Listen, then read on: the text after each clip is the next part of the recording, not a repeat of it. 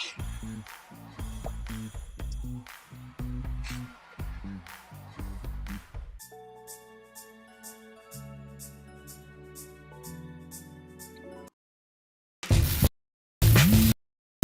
to another Wealth Coffee Chat.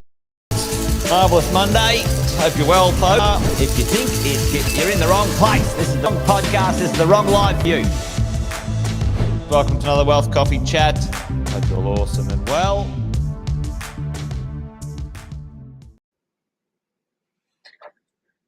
Hello. Good morning, everyone. Hope you're awesome.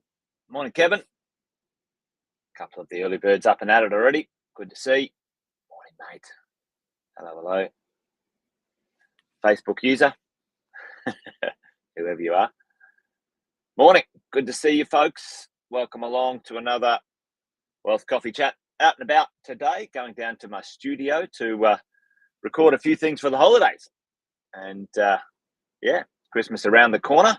While things are warming up, do the intros as always. You know the drill, folks. Jason Witten's my name. Most of you know that already, but if you don't, if you're brand new, hello, welcome. And this is where we hang out. We talk a little bit about sorting out some stuff, sorting out some fact from some fear out in the world of property investing and investors who are trying to make the right decisions to build their property portfolio. So welcome along. If that's you, you're in the right place. If it's not you, then move along. Adios. Anyway, there you go. Hey, this morning I thought I might talk about a little concept that I've been refining with the help of a few very smart people, and over the years as an investor, as a strategist when it comes to wealth, especially property wealth.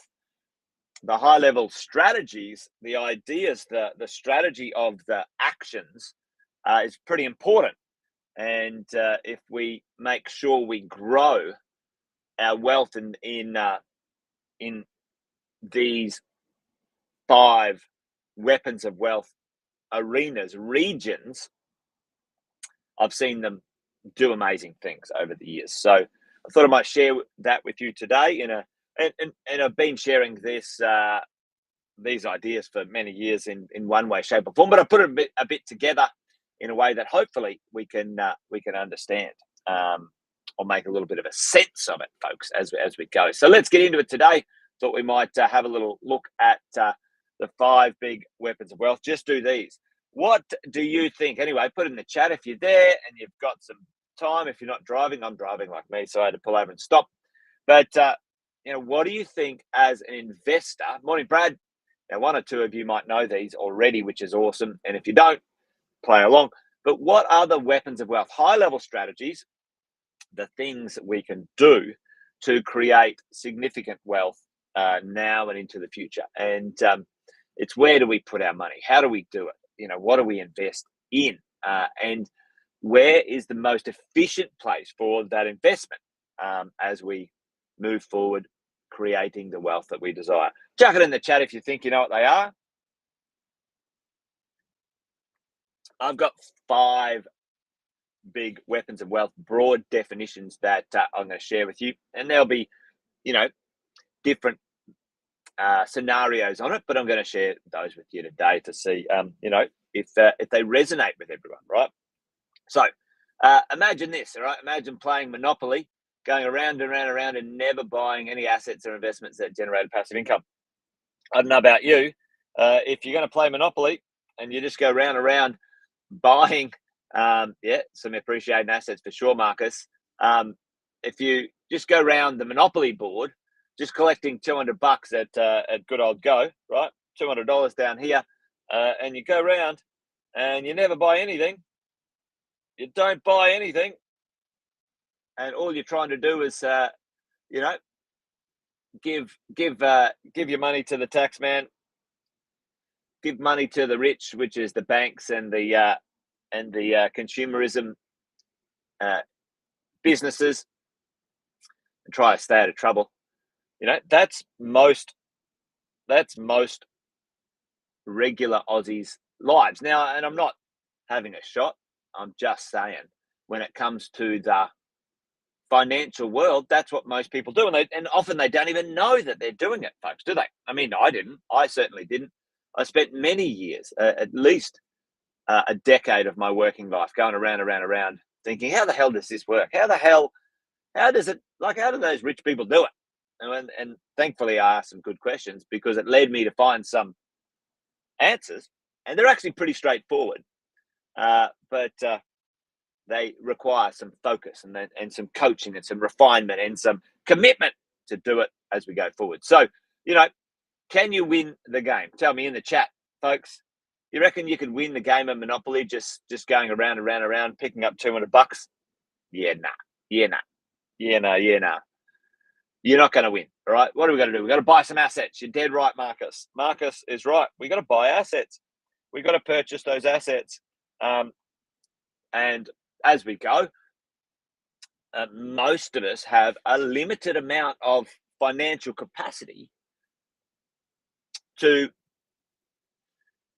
deploy, and that's perfectly fine. That's nothing wrong with that. Doesn't mean that you go, oh, that's it, chuck your hands up in the air, give up on this thing because I don't have enough I don't have enough income, I don't have revenue, whatever. And I say to people, most people, listen, do this here. I say to most people, you've already got enough financial capacity.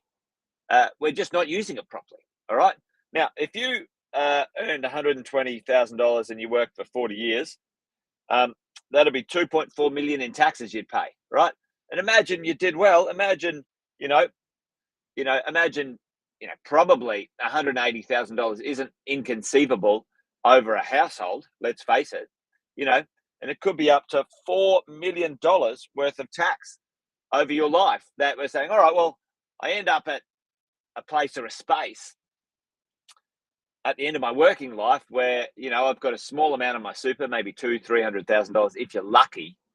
And then I've got, I can qualify for a pension, which on average is below the poverty line. Is that going to cut the mustard, folks? Is that going to cut the mustard? No, it's not.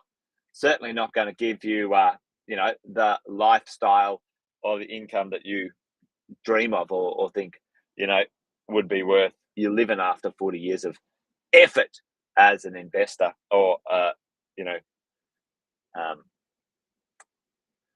a regular Aussie. So you guys know the drill. I know the drill. We got to put our money somewhere. Where can we put it? We can invest in businesses. We can invest in real estate. We can invest in stocks. That's fine.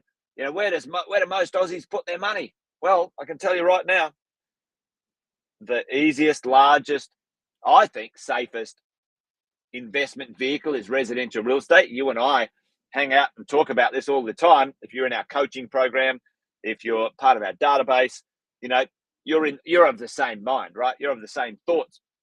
But where else, folks, are vehicles of wealth? Well, let's have a look at this, because where the money is leaves some evidence behind, right?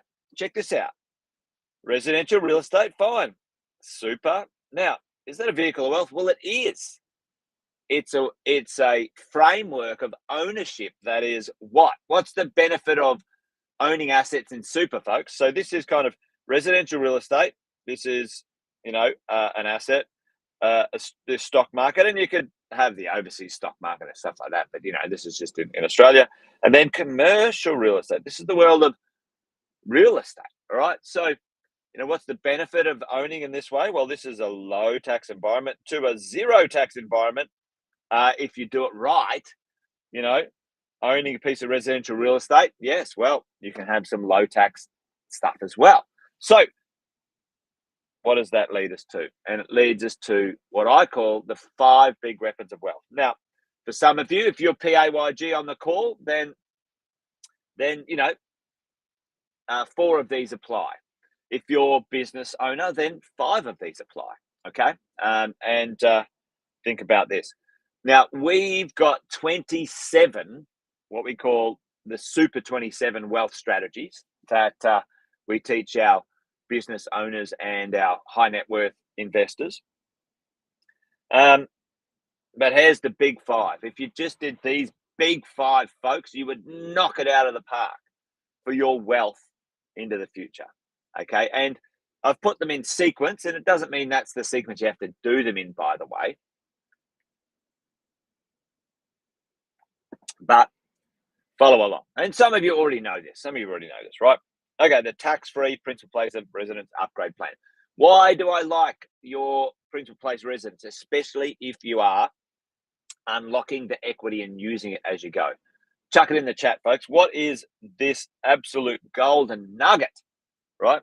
Because for most people, they're using about 30% of their income to buy and own and keep a principal place of residence, folks. All right, and it's usually after tax income. But what's the value of a principal place of residence? Because it doesn't create an income directly, does it? A PPR, and it doesn't give you tax deductions as you go directly. But Alex is on it, right? No capital gains tax. It's tax free, folks. It's tax free on a sale. Now, this one's a longer term one, and we're sort of looking at our future wealth. And, I've done this before, but most people should upgrade their principal place of residence 2 to 3 times over a lifetime, let's say over 40 to 50 years, and upgrade into a significantly more valuable property as their incomes go up. And especially, usually between 40 and 50, your income peaks. You should be peaking for your acquisition. Why? Because let's say we coach people all the time, at 65, 70, you're downsizing your principal place of residence, folks.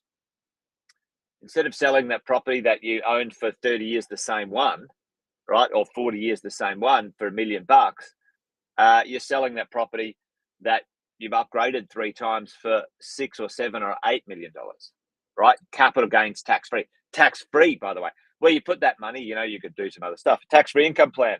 Your super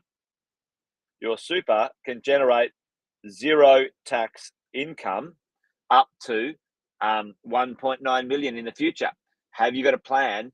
It's the only place you can generate tax-free income, genuine income tax-free. And if you don't have that plan, it's a massive big weapon of wealth. 1.9 million capital gains tax-free, 1.9 income tax-free, folks. Income tax-free. Crazy good. Now, this one's for business owners. Your business sale as business owners can be tax-free, right? If you structure it right, you've got a few rules. You've got to be in business for 15 years, et cetera, et cetera. You can buy commercial property, by the way, folks, and you can run your business from it. And that could form part of your business sale into the future. And that property could be tax-free. All right. Now, that one's for business owners. And many of you know that one. A few of you on the call already today. Principal place of residence, your super, commercial property, tax-free. Now, debt mastery plan. How do you master debt? Well, folks, in the future, your debt will be your debt on your properties will be low. Your properties will start to be quite positive cash flow. However, most wealthy people continue to buy more assets to keep their cash flow neutral, right? So on paper, they don't earn any direct cash. It's from tax deductions back, and they live off their equity, folks. Their equity.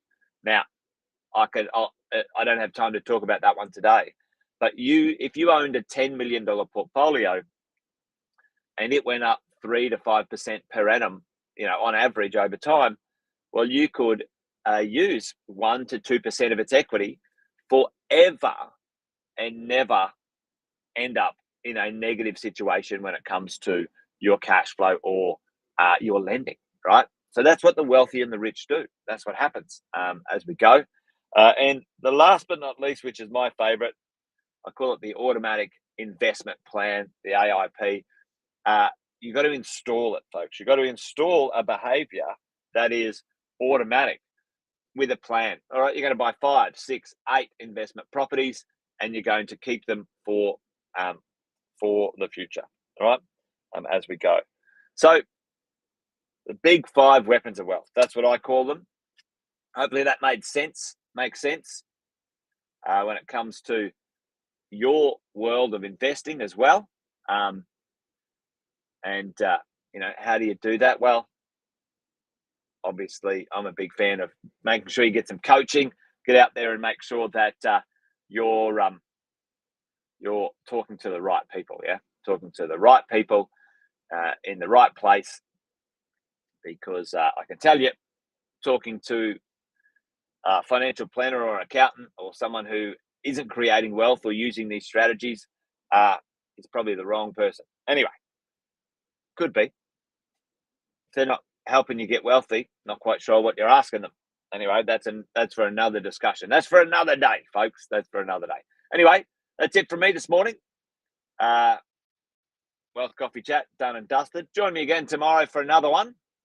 Going to hang out and do another Wealth Coffee Chat tomorrow. So till then, folks, remember, this thing's a bit of a marathon, not a sprint. It takes time to build your property portfolio.